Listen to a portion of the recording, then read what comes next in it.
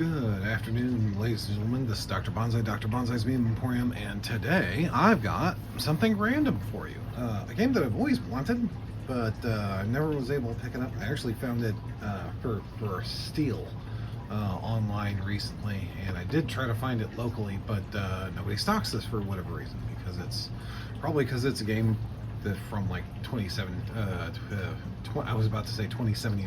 1979 is when this game was originally published. This is the 6th edition. This is called Ogre.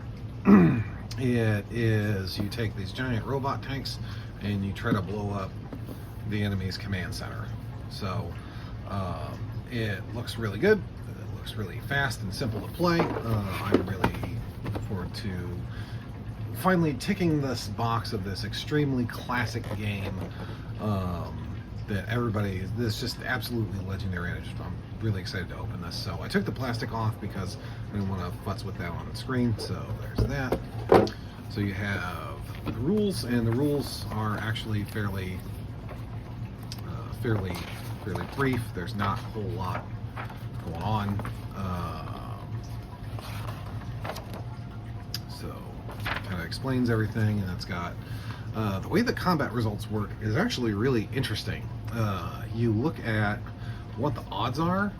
So if you look at the attack rating and then the enemy's defense rating, and if it's 1 to 2 odds or 1 to 1 odds, 2 to 1 odds, 3 to 1, 4 to 1, etc., and you roll a dice, and that gives you what the result is. So X means that it gets destroyed, NE is no effect, and D is damage, so it does something to it. So it has vehicles, infantry. So this is the big get here, though, is the actual ogres themselves. You get some crater terrain, stuff like that. You get kind of other units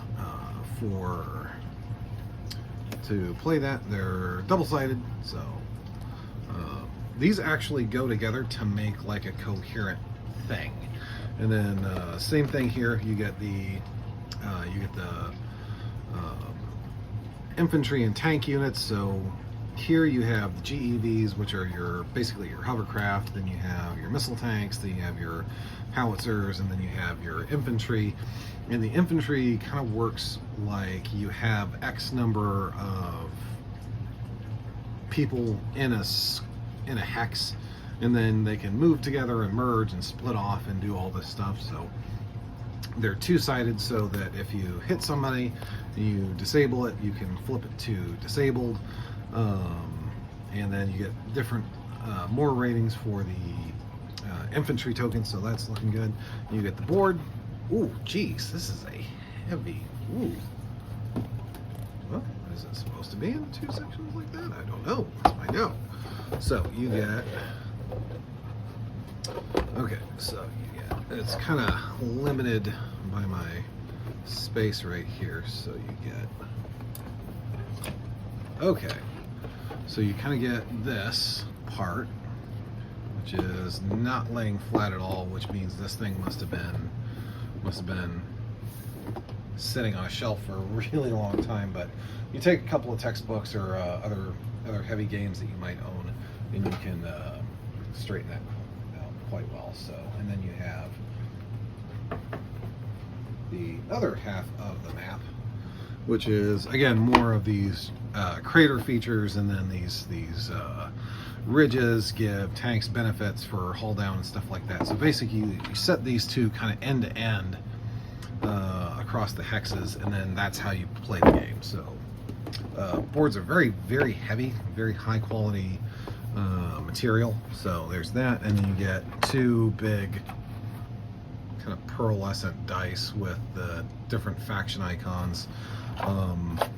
You get some better stoppers, and an underrated feature, absolutely underrated, is you get a tray to store all this crap in.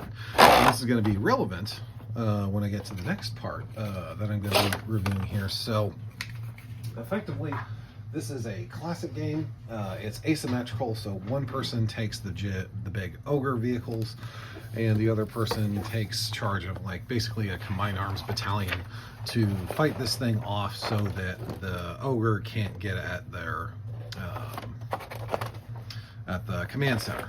So, but if the ogre destroys the command center, then it's kind of game over. But you can do different things to the ogre, like disable the tracks, blow off its guns, that kind of thing. So you can do quite a bit of. So it's not just the ogre just kind of raffle stomping its way through the field, although it may feel that way sometimes. So. Nice, simple game, easy to get to grips with, not very hard. I think this would play well with kids. I'm going to pack this all up, and then I'll be on to part 2 of kind of like, I call it the accessory to Ogre, because Ogre actually has a full bore like miniatures game, like a proper miniatures game that you can play it on like a flat table and whatever. So I'm going to take a look at that here momentarily. I'll see you guys in a little bit. Bye.